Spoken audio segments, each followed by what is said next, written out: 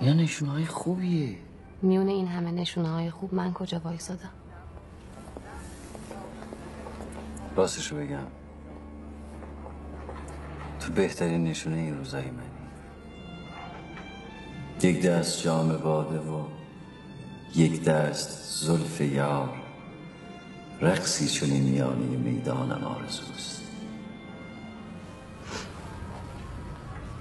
من همه چیون باختم شهرزاد، نمیتونم تو رم ببازم. همیشه اونجوری نمیشه که ما منتظرشیم. شهرزاد به من بگو چی شده؟ تو که نمیخوای زن قباد شی. چرا؟ لطفا نیا، چون برای هیچ کدوممون آسون نیست. سعی کن دیگه به من فکر نکنی. منم میخوام همین کارو بکنم.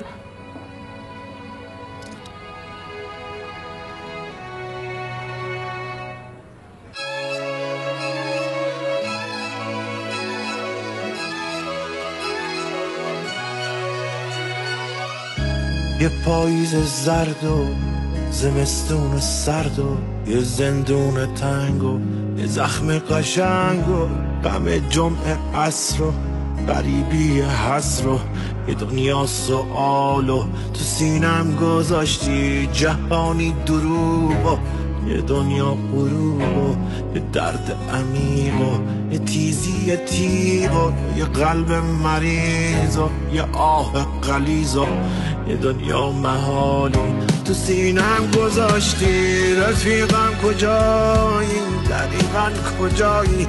کجایی تو بی من؟ تو بی من کجایی؟ رفیقم کجایی؟ دقیقا کجایی؟ کجایی تو بی من؟ تو بی من کجایی؟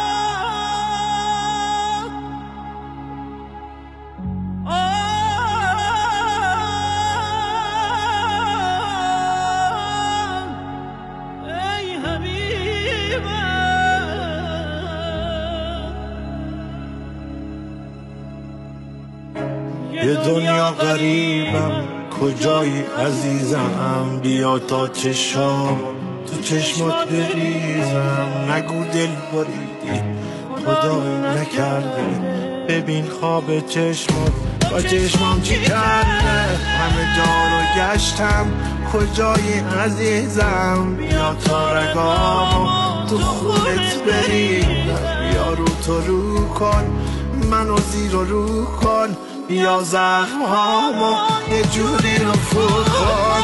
عزیزم کجایی؟ دقیقا کجایی؟ کجایی تو بی من؟ تو بی من کجایی؟ عزیزم کجایی؟ دقیقا کجایی؟ کجایی تو بی من؟ تو بی من کجایی؟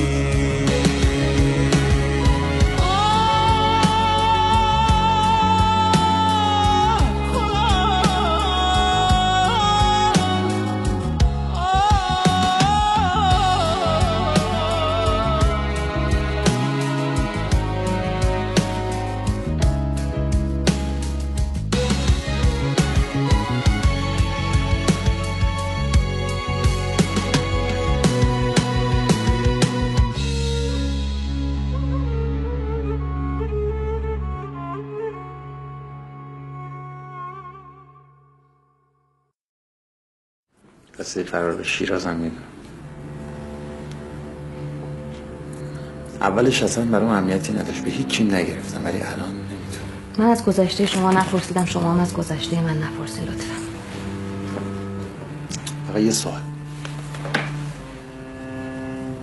خیلی دلم میخواد جوابش بدم. تو هنوزم دلت باشه؟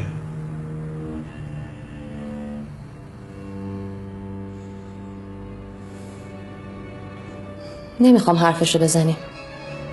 فراموشی زمان میبره. فقط فکر میکنم اگه من به هر دری زدم و اونی نشد که میخواستم بشه، لابد قسمت خرافه نیست، هست واقعا.